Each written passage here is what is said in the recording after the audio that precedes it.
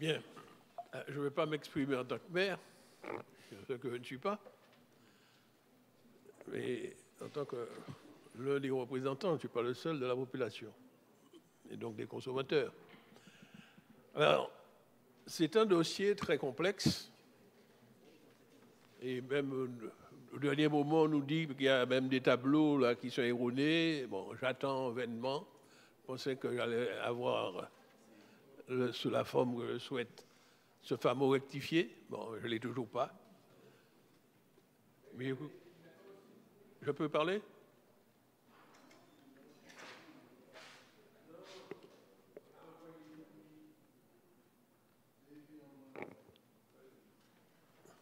Bien, non, parce que comme il m'interrompt, j'attendais pour comprendre si j'avais la parole ou pas. De quoi il s'agit?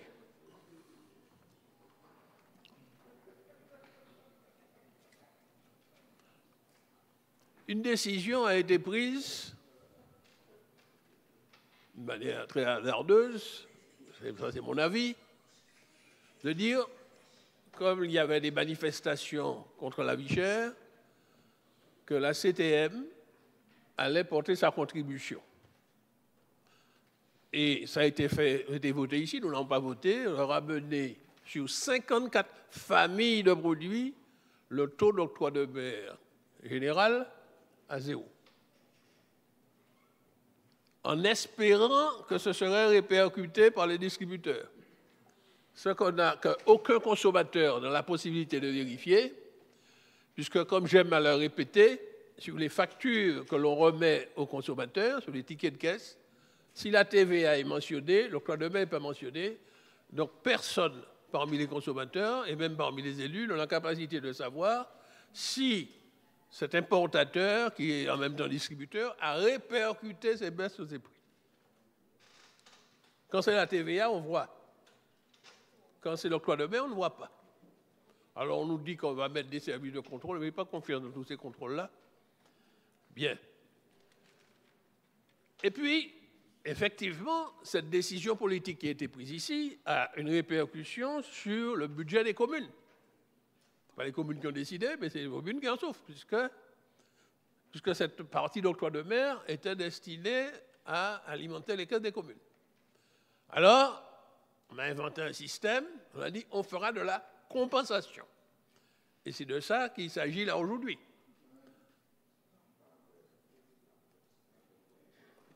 Alors, on nous dit qu'il faut voter des augmentations de taux sur un certain nombre de familles de produits. Alors, j'insiste sur ce terme-là parce que j'ai entendu sur les médias qui étaient pressés d'aller communiquer sur ça, dire que c'est 34 articles, 34 produits. C'est 34 familles de produits, mais nous ne savons même pas dans les tableaux qu'on nous a donnés lesquels et combien d'articles que ça représente. On ne nous a même pas indiqué de combien quelles seront les augmentations précises, article par article. En tout cas, nous n'avons pas ça. Sinon, il y a une simulation qui a été calculée. C'est une simulation, une hypothèse. On s'est basé sur les consommations, les importations de 2023. On a supposé que ces volumes-là seront pour 2025. Et puis, avec tout un savant calcul, on est arrivé, on a dit que ça augmentera, avec les augmentations qui seront décidées, ça augmentera de 28 millions. 28 millions. Alors, j'ai essayé de calculer le taux d'augmentation que ça représente. Si je prends le total de 2023 et le total supposé de 2025, ça fait 12% d'augmentation. C'est-à-dire que les taux d'octroi de mer, en moyenne, sur ces 34 familles de produits, vont augmenter de 12%. Ça, par contre, que l'on constate, les importateurs, dès lors qu'il y a une augmentation de l'octroi de mer, ils se précipitent pour le répercuter parce qu'ils pourront dire aux consommateurs, ça augmente, c'est parce que vos élus ont augmenté. Mais quand les élus baissent, nous n'avons aucune garantie qu'ils répercutent. Ça, c'est la première chose que je dis. Et en même temps, on se pose des questions. Parce que lorsqu'on augmente, l'expérience a montré que les volumes d'importation ne restent pas les mêmes. Peut-être qu'ils vont importer autre chose. Donc, l'hypothèse qui consiste à dire qu'en 2025, il y aura le même volume qu'on avait constaté en 2023, c'était une vue de l'esprit. Rien n'est sûr. Bien. Donc, on annonce que les communes auront 28 millions à se répartir. Et puis, on compare cela à deux types d'aides que la collectivité donnait habituellement. L'une, c'est l'aide de la collectivité territoriale aux communes, qu'on nous propose de supprimer, la CTC, on a déjà évoqué ça ici. Et puis l'autre, c'était l'aide au CCAS. Et puis un savant calcul qui est fait pour comparer ce que l'octroi de mer donnera en plus aux communes, plus le surplus qu'on appelle les FRDE, le Fonds régional pour le développement économique. Et on fait un calcul pour voir si les communes gagnent ou pas. C'est ça qui est tout le calcul qui a été fait là. Qu'est-ce qu'on constate à l'arrivée dans l'hypothèse qui est là? D'abord, puisqu'il nous est proposé en même temps de changer le mode de répartition, je constate, dans les dossiers qu'on nous a donnés au départ, qu'il y aura 17 communes qui recevront moins d'argent qu'ils ne le recevaient jusqu'à présent. Quand on revoit les répartitions, il y a des gagnants et il y a des perdants.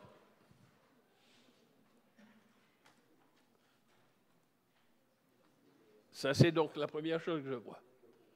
Mais dans le même temps, il y a deux octrois de mer. L'octroi de mer général, on le distribue aux communes, et puis il y a l'octroi de mer. Alors le collègue a dit qu'il ne faut plus l'appeler régional. L'OMR, est-ce qu'il faut appeler l'OMT? J'en sais rien. En tout cas, la partie qui est versée, qui est versée à la CTM. Jusqu'à présent, le plafond, c'était 2,5. Vous proposez qu'on l'emporte à 3. C'est-à-dire, en réalité, le taux, 3%. L'augmentation représente 20%. Mais que les importateurs vont rapidement répercuter sur les consommateurs. Et tout ça intervient dans une période, justement, où il y a une sensibilité très forte, sur le problème de la vie chère. C'est dans ce contexte-là que cette question se pose.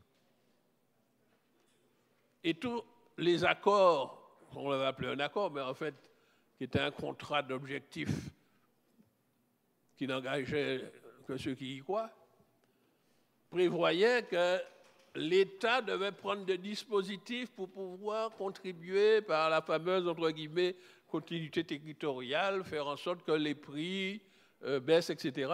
On attend encore. Hein. On est encore sur des promesses. Les ministres font des promesses. Je ne sais pas si un jour ça va aboutir ou si les ministres seront encore là pour présenter leur loi, puisqu'il y a un gouvernement très fragile en France. Donc, dans tout ce contexte très incertain, ce qui nous est proposé là ce matin, aujourd'hui, c'est de voter des hausses, aussi bien pour l'octroi de mer régional ou pour faire plaisir aux collègues territorial, que la partie d'octroi de mer général. Voilà ce qui nous est proposé là. Effectivement, j'ai bien compris, il y a eu une démarche qui a consisté à réunir les maires et on leur a annoncé qu'on va supprimer certains dispositifs, on remplacera par d'autres et qu'ils seront gagnants. Mais c'est sur une hypothèse.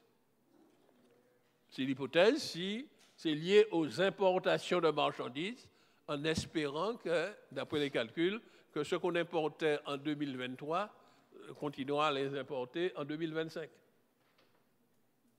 Voilà l'analyse que nous faisons de ce dossier-là, après l'avoir étudié de manière très précise.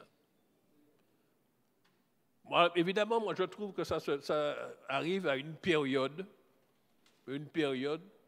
mal choisie, et je ne suis pas persuadé que l'opinion publique qui est très sensibilisée sur l'augmentation des coûts de la vie va facilement accepter ces augmentations que vous proposez sur l'octroi de mer régional ou territorial et sur 34 familles de produits Et je ne sais pas qu'est-ce que ça représente. Est-ce que ce sont des milliers? Parce que ce n'est pas indiqué dans le rapport. Dans vos précédentes communications, quand vous insistiez sur les 54 familles de produits pour lesquels on baissait l'octroi de mer, on s'en prêtait à dire que ça fait 6 000 articles. Alors la question que je pose au rapporteur, pour les 34 familles de produits qui vont, où on va faire les hausses, ça représente combien d'articles, combien de milliers d'articles? Très bien, collègue. Voilà, j'en ai fini. Vous comprenez bien que politiquement, ça m'est difficile de soutenir dans cette période des hausses de taxes qui seront répercutées sur les consommateurs très rapidement par les distributeurs. Bien. Je vais expliquer sur quoi devez voter. On nous envoie un rapport qui s'appelle « Actualisation des tarifs d'octroi de mer 2025 ».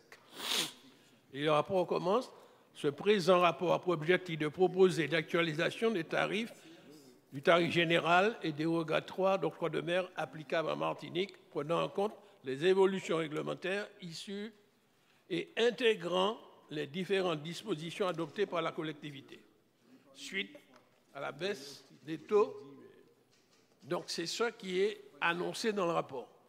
Alors c'est vrai qu'on a greffé notre problème, puisqu'on dit, bon, l'actualisation va entraîner des augmentations, et puis il y a eu une discussion sur la répartition entre les communes le fruit de cette augmentation. Moi, je pense qu'il fallait séparer ces deux problèmes, parce que le rapport que nous envoyons, alors je rassure le PCE, j'ai bien reçu le document de 937 pages. La seule chose, je ne sais pas s'il l'a lu comme moi, mais j'ai parcouru les 937 pages. On n'indique pas précisément quels sont les produits qui verront leur octroi de mer général augmenter. On met simplement les nouveaux taux. Nous ne connaissons pas les anciens par cœur, donc on ne sait pas ce qui varie. Et deuxièmement, votre rapport dit qu'il y a une augmentation générale sur l'ensemble des produits, puisqu'on porte l'octroi de mer régional à plus de 20%, c'est-à-dire on passe au taux de 3. Donc c'est sur ça que je vais voter. Moi, je ne participe pas au débat pour la répartition entre les communes. Je pense que ça aurait dû faire l'objet d'un point séparé. Merci. Mais moi, je vais voter contre l'augmentation des taux d'octroi de mer et sur le nombre de produits qui n'est pas indiqué, parce que de temps en temps on dit 62, de temps en temps on dit 34, donc il y a un flou là-dessus. Une explication de vote. Nous n'allons pas vous suivre, en tout cas moi je ne vais pas vous suivre. Je vais voter contre sur l'augmentation de l'octroi de mer qui sera répercutée sur les consommateurs. Merci, monsieur. C'est ça qui était dans le rapport. Le reste, c'est un débat entre les maires et vous. Je pense qu'il faut faire une convention séparée. J'en ai fini.